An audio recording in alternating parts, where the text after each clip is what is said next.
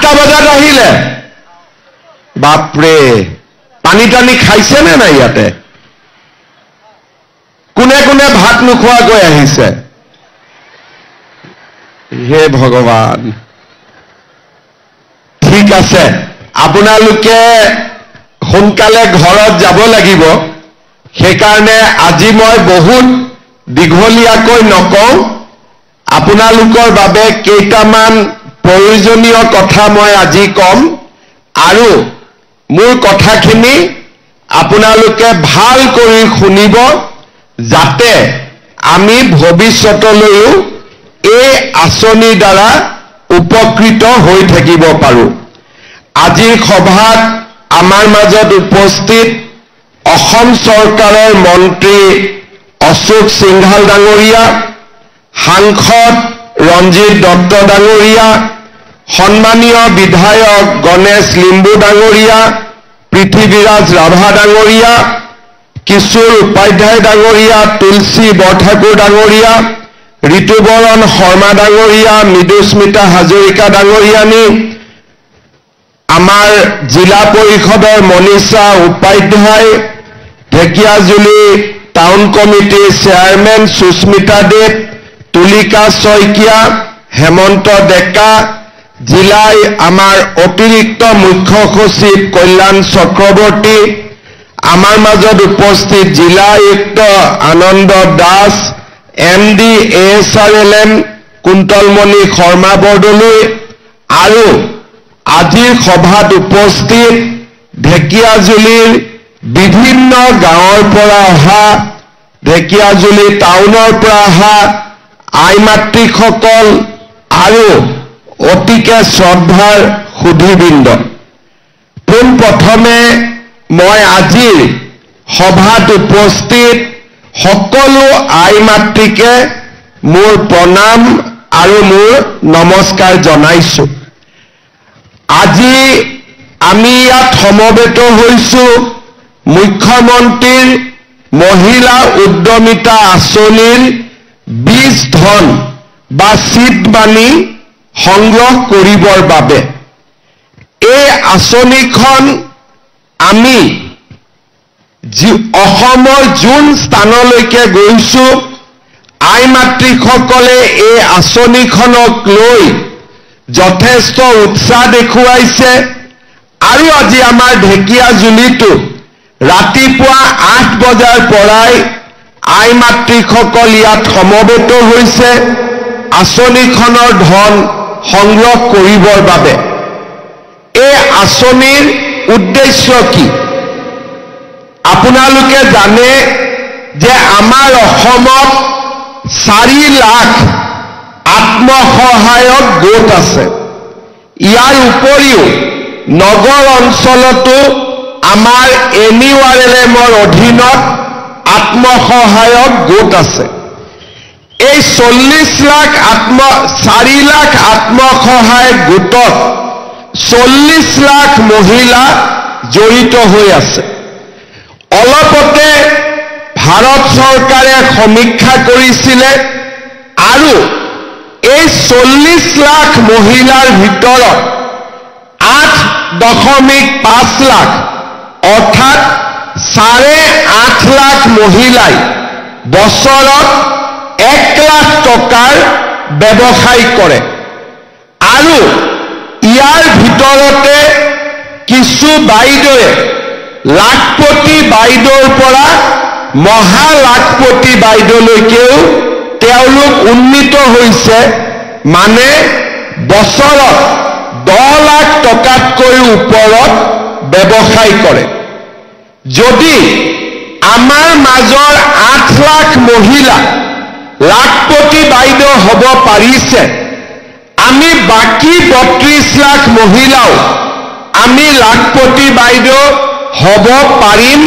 নে নোৱাৰিম আমি চাইছিলো যে আমাৰ মাইক্ৰো ফাইনেন্সত যেতিয়া আমি লোন লৈছিলো তেতিয়া সুদ ইমানেই বেছি আছিলে যে কাৰোবাৰ 23% 24% আমি ভাল কৰি ব্যৱসায় কৰিব নোৱাৰিলো কিন্তু আত্ম আত্মসহায়ক গোটত যেতিয়া আমি আপোনালোকক 25,000 টকা ৰিভলভিং ফাণ্ড দিলো, লাহে লাহে আপোনালোকে কাম কৰিলে, বহুকেইটা গ্ৰুপে বেংকৰ পৰা লোন ল'লে।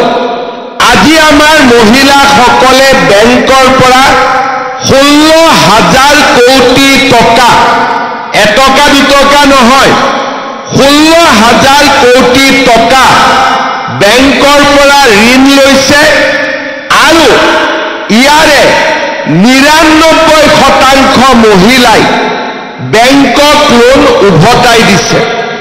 তাৰ মানে আমাৰ মহিলাসকলক আমি যদি সুবিধা দিব পাৰোঁ, অকল 8 লাখ মহিলাই নহয়, গোটেই 40 লাখ মহিলাই লাখপতি বাইদেউ হ'ব পাৰে।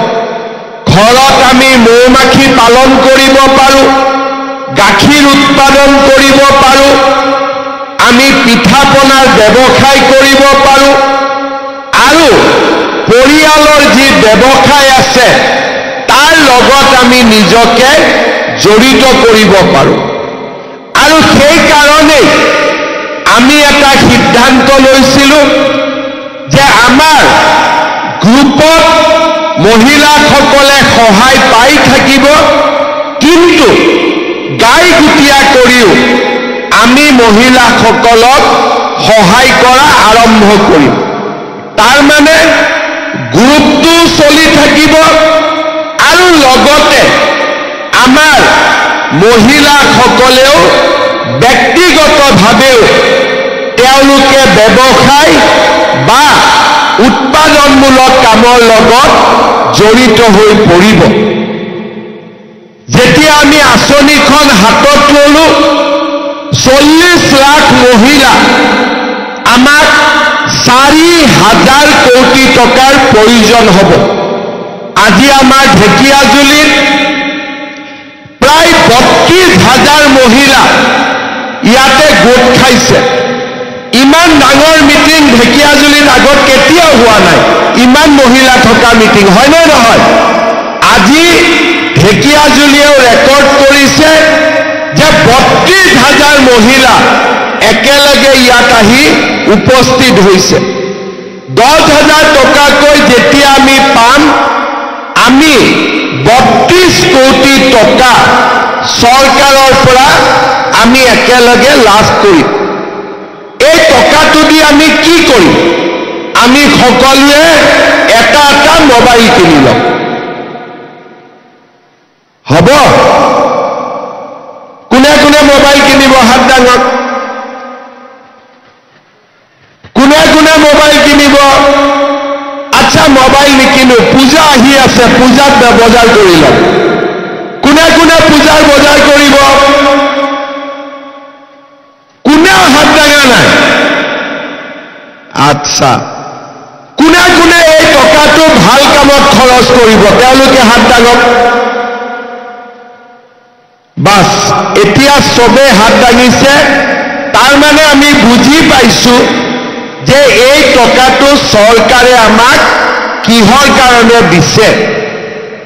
এতিয়া আমি মোবাইল কিনিলো, পূজাৰ বতৰত কাপোৰ কিনিলো, আমি ইমানতে এই আঁচনিখনত সামৰণি মাৰিলো। কিন্তু 3টা ৰাস্তা আমাৰ হাতত আছে। যদি 3টা ৰাস্তা দি আমি খোজ কাঢ়ো, অহা বছৰ আমি আকৌ একেলগে এনেকে গোট খাব পাৰিম। 3টা ৰাস্তা কি? যে আমি 10,000 টকাৰ আজি এখন চেক পাম। এই 10,000 টকা যদি 10জনীয়া গ্ৰুপটোত আমি জমা দিওঁ, আমাৰ 1 লাখ টকা হ'ব। আৰু বেংকে যেতিয়া দেখিব আপোনালোকৰ গ্ৰুপত 1 লাখ টকা জমা আছে, বেংকে আপোনালোকক আৰু লোন দিব আৰু গ্ৰুপটো আগবাঢ়ি যাব পাৰিব। দ্বিতীয়তে, যে নহয় মই গ্ৰুপত নিদিওঁ, মই নিজে কিবা এটা কৰিম। ভাল কথা, নিজে কি কৰিব? আমি এটা যিকোনো ব্যৱসায় কৰিম। মৌমাখি, গাখীৰ, মুৰ্গী, গাহৰি, সৰু পিঠা পনা বা তাঁতশালৰ কাম আমি যেনেকে বিচাৰো আমি এই 10,000 টকা আমি ব্যৱহাৰ কৰিম।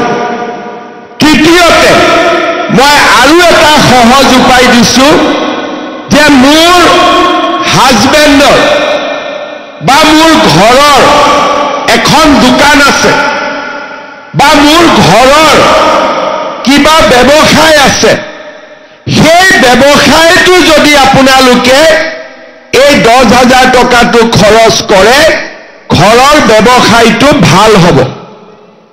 তাৰমানে আমি গ্ৰুপত দিম, নহলে আমি নিজে খৰচ কৰিম, নহলে আমি ঘৰৰ ব্যৱসায় যি ব্যৱসায় ইতিমধ্যে আছে তাতে আমি টকাটো খৰচ কৰিম।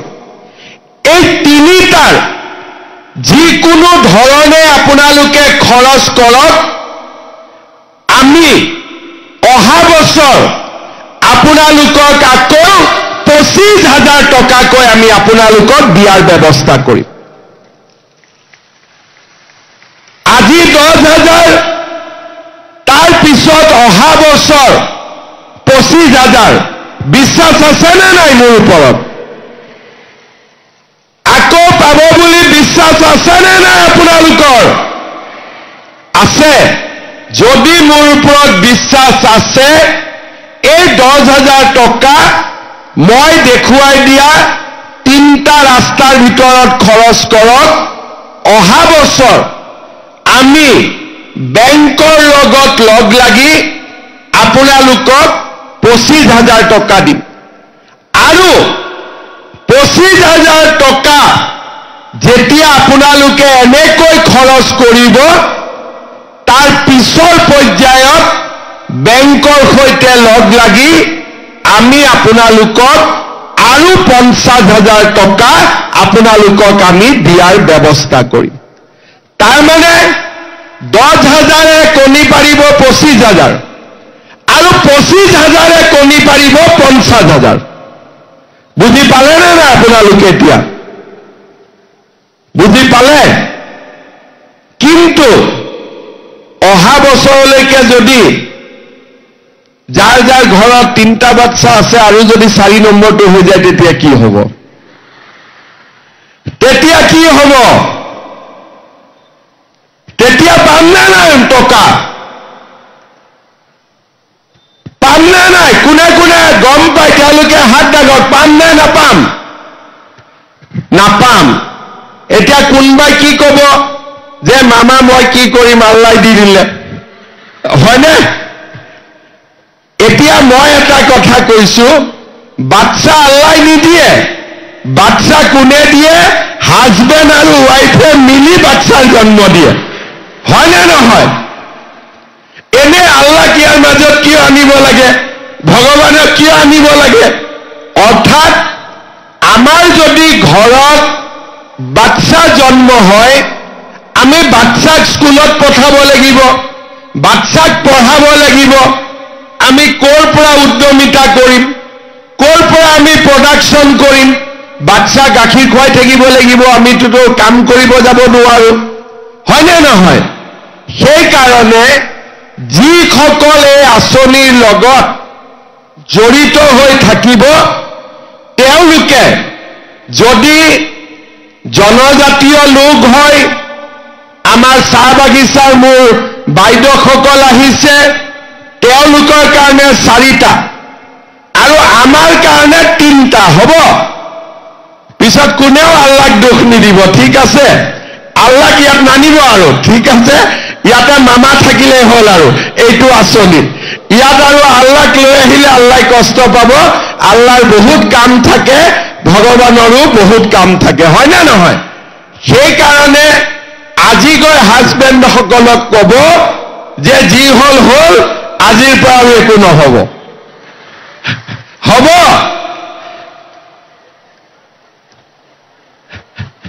এই বাইদেউসকলৰ চিন্তা হৈছে অকণমান। চিন্তা নকৰিবি, মোৰ কথা কবি গৈ পেলাই যে মই কৈছো বুলি। হ'ব, আমাৰ যাৰ দুটা আছে তাৰ তিনিটা হ'ব পাৰে, আৰু যদি আমাৰ বড়ো জনগোষ্ঠী, চাহ বাগিচাৰ জনগোষ্ঠী তিনিটা হলে চাৰিটাও হ'ব পাৰে।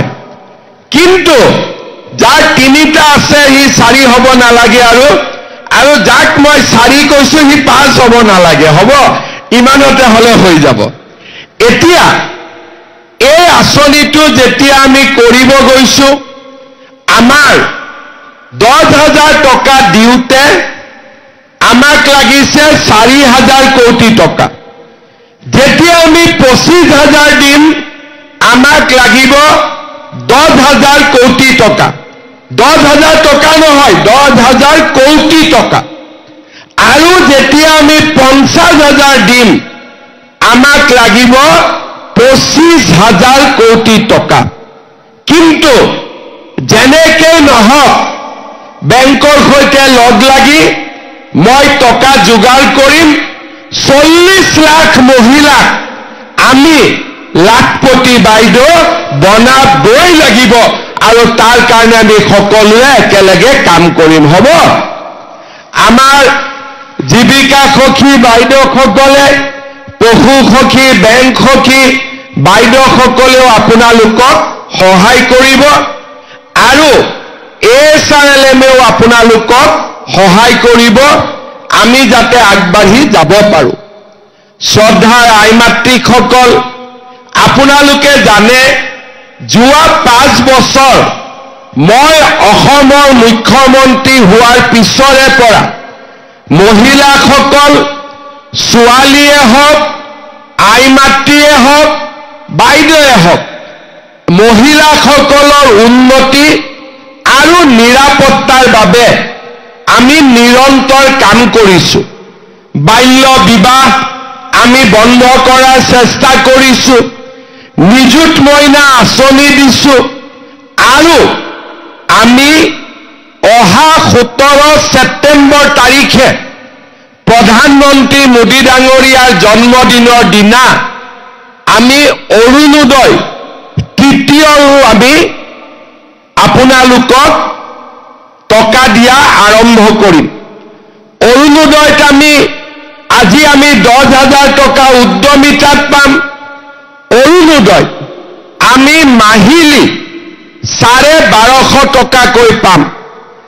এইবাৰ আমি আৰু এটা নিয়ম কৰিছো, আপোনালোকক আমি এখন ফৰম দিছো, পোৱা নাই যদিও পাব। গেছৰ নম্বৰটো আপোনালোকে দি দিব। ভৱিষ্যতে আপোনালোকে গেছ কিনিলে অৰুণোদয় পৰিয়ালে গেছ কিনাৰ কাৰণেও চৰকাৰৰ পৰা আৰু 250 টকাকৈ পাব। 1250 পালো মাহত, আৰু লগত পালো আমি 250 টকা গেছ কিনাৰ কাৰণে। এতিয়া আপোনালোকে মোক কওক, ঘৰত ৰেচন কাৰ্ড কাৰ কাৰ আছে? হাত উঠাওক যাৰ যাৰ ৰেচন কাৰ্ড আছে। ঠিক আছে, কাৰ কাৰ ৰেচন কাৰ্ড নাই হাত উঠাওক। অকণমান মানুহৰ ৰেচন কাৰ্ড নাই, তেওঁলোককো অশোক সিংগালে ৰেচন কাৰ্ড দিয়াৰ ব্যৱস্থা কৰিব লাহে লাহে। সকলোৰে আমাৰ ৰেচন কাৰ্ড আছে। এতিয়া ৰেচন কাৰ্ডত আমি ইমান দিনে চাউল পাইছিলো। 1 নৱেম্বৰৰ পৰা ৰেচন কাৰ্ডত চাউলৰ লগতে আপোনালোকক আমি কম দামত দালিও দিম, নিমখো দিম, আৰু চেনিও দিয়াৰ কাম আমি আৰম্ভ কৰিম। তাৰ মানে নিযুত মইনা পালো, অৰুণোদয় পালো, মহিলা উদ্যমিতা পালো, গেছৰ কাৰণে 250 টকা পালো, আৰু লগতে ৰেচন কাৰ্ডৰ দোকানত আমি দালি, নিমখ আৰু চেনিও চৰকাৰৰ পৰা কম দামত পোৱা আমি আৰম্ভ কৰিম। আগতে কেতিয়াবা কংগ্ৰেছৰ চৰকাৰ থাকোঁতে মহিলাসকলে ইমান সুবিধা পাইছিলে নেকি? একদম সঁচা কথা কওক, পাইছিলে নেকি? পাইছিলে নেকি? অহাবাৰ কাক ভোট দিব লাগিব? কাক ভোট দিব লাগিব? কাক ভোট দিব লাগিব? যেতিয়া অহাবাৰ আপোনালোকে আকৌ বিজেপি চৰকাৰ আনিব, এনেকৈ আপোনালোকে আগবাঢ়ি গৈ থাকিব পাৰিব।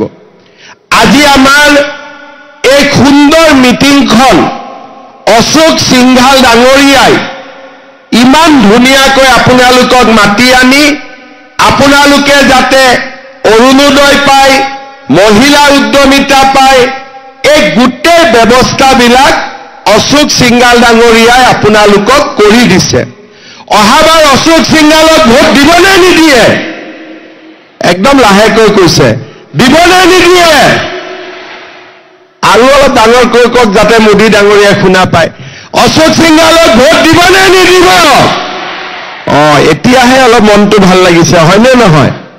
অশোক সিংঘালে বহুত কষ্ট কৰিছে ঢেকীয়াজুলিৰ কাৰণে, আৰু ইমান আই মাতৃসকলক একলগ কৰি ঘৰে ঘৰে অৰুণোদয় চিঠি দিয়া, ফৰ্ম দিয়া, আপোনালোকক আজি মাতি আনা, এই গোটেই কামবিলাক ঢেকীয়াজুলিৰ মোৰ বাইদেউসকলৰ কাৰণে, মোৰ মাসকলৰ কাৰণে অশোক সিংঘাল ডাঙৰীয়া আপোনালোকক কৰি দিছে।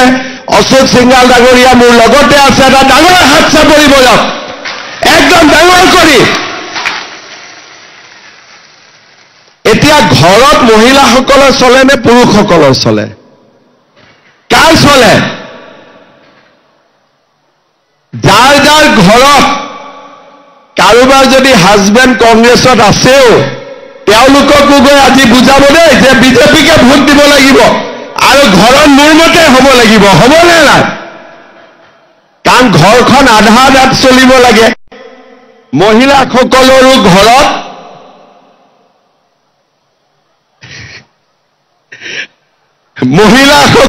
ঘৰত চলিব লাগে, আৰু মহিলাসকলক যি টকা চৰকাৰে দিয়ে 100% ঘৰৰ কামত লাগে। মোক মাজে মাজে কোনোবাই কয় যে আপুনি পুৰুষসকলক নিদিয়ে। মই বোলো পুৰুষক যদি 10,000 টকা দিওঁ, ঘৰ পাওঁতে পাওঁতে 2,000 নোহোৱা হৈ যাব, আৰু মহিলাসকলে 10,000 মানে 10,000, খোৱাটো ঘৰৰ পৰাই লৈ আহিব, ক'তো খোৱা বোৱাও নকৰে, 10,000 মানে পুৰা 10,000 ঘৰত লৈ যাব। ঠিক কৈছো নে নাই? মই সেইকাৰণে মই অৰুণোদয়ো মাকসকলৰ একাউণ্টত দিওঁ। ইচ্ছা কৰিলে দেউতাসকলকো দিব পাৰো, কিন্তু মাকৰ একাউণ্টত দিলে 100% ঘৰৰ কামত লাগে। আৰু আমি ল'ৰা মানুহ, ডেকা মানুহ, আজি যদি মোক কোনোবাই 10,000 দিয়ে, গুৱাহাটী গৈ পাওঁতে 3,000 নোহোৱাই হৈ যাব। সেইকাৰণে আমি যি টকা পইচা দিওঁ, মোদী ডাঙৰীয়াই আমাক সদায় কয় যে 100% মহিলাৰ একাউণ্টত দিব লাগে। এতিয়া ইয়াতে 32,000 মহিলা আছে, আমি কেনেকে টকাটো পাম? চেকটো লৈ আজি ঘৰত যাবই লাগিব, নহলেতো ঘৰৰ মানুহে বহুত জোকাব আমাক যে গৈছিলি নহয় 8টা বজাতে, ক'ত চেক? ক'বনে নক'ব? গতিকে আজি যেনেকে নহওক চেক লৈ যাবই লাগিব, হয়নে নহয়? সেইকাৰণে মই এটা সহজ ব্যৱস্থা কৰি দিছো। আমাৰ ঢেকীয়াজুলি সমষ্টিত 350 ভিঅ আছে, সেলফ হেল্প গ্ৰুপৰ ভিঅ আছে 350। বাইদেউসকল তাতে থিয় হৈ আছে। মোৰ মিটিঙৰ পিছতেই আমি 350 ভিঅক আমি চেকখিনি দি দিম, আৰু ভিঅসকলে আমাৰ গ্ৰুপৰ সভাপতিৰ হাতত লগে লগে দিব, আৰু গ্ৰুপৰ সভাপতিসকলে লগে লগে ইয়াত বহি থকা আই মাতৃসকলক চেকখিনি দি দিব। 1.5 ঘণ্টা 2 ঘণ্টাৰ ভিতৰতে আমাৰ বিতৰণৰ কাম হৈ যাব। চেক লৈহে ঘৰত যাব, ঠিক আছে? চেক নোলোৱাকৈ ঘৰত যাব নেকি? কাৰোবাৰ ইচ্ছা আছে নেকি চেক নোলোৱাকৈ? গতিকে চেকখন লৈ যাব, ভিঅ আমি চেক প্ৰথমতে ভিঅ'ক দিম, ভিঅ'ই গ্ৰুপৰ সভাপতিক দিব আৰু গ্ৰুপৰ সভাপতিয়ে আপোনালোকক দিব। এই চেক আমি নলবাৰীত দিলো, জাগিৰোডত দিলো, বিহালীত দিলো, ধুবুৰীত দিলো, মাৰ্ঘেৰিটাত দিলো, পাথাৰকান্দিত দিলো। একাউণ্টত কাৰো নাম ভুল অহা নাই। যি ফৰ্মত আপোনালোকে নাম দিছিলে সেই নামতে চেক বনিছে। কিন্তু তথাপিতো কাৰোবাৰ নাম যদি চেকত ভুল কৰি আহে চিন্তা নকৰিব, ভিঅ' বাইদেউসকলক দি দিব। তাৰ পৰা আমি চেকখিনি ঘূৰাই লৈ 7 দিনৰ ভিতৰতে আপোনালোকক আকৌ নতুনকৈ আমি চেকখন দি দিম। কিন্তু ভুল নহয়, কাৰণ আপোনালোকে যেনেকৈ নাম লিখিছে আমি মাত্ৰ ফটোহে তুলিছো, আমি নতুনকৈ লিখা নাই। বাইদেউসকল 12টা বাজিলে আৰু আপোনালোকে 2-3টা বজাৰ আগতে ঘৰত যাব লাগিব। সেইবাবে মই বহুত দীঘলীয়াকৈ নকওঁ, গেছৰ চিলিণ্ডাৰৰ ফৰ্মখন সোনকালে ফিল আপ কৰি দিব, কাৰণ এতিয়া গেছৰ দাম 950 টকা। 250 টকা আমি দিলে 700 টকা হ'ব। যোনে 550 চিলিণ্ডাৰ পাই আছে 250 টকা আমি দিলে সি 300 টকাতে গেছৰ চিলিণ্ডাৰ পাই যাব। মই আৰু বিশেষ দীঘলীয়াকৈ নকওঁ, পুনৰ এবাৰ আমাৰ ASRLMৰ বিষয়া কৰ্মচাৰীসকলক ধন্যবাদ জনাইছো। জীৱিকা সখী বাইদেউসকলক, বেংক সখী, পশু সখী, মাষ্টাৰ বুক কিপাৰ সকলোকে মই ধন্যবাদ জনাইছো। আৰু আজিৰ সভাখন ইমান ধুনীয়াকৈ অৰ্গেনাইজ কৰাৰ বাবে অশোক সিংঘাল ডাঙৰীয়াক আকৌ এবাৰ ধন্যবাদ জনাইছো। আৰু সকলোৱে যেন অহাবাৰ ইলেকশ্যনত অশোক সিংঘালক ভোট দিয়ে, হ'বতো? দিবনে নাই চবে?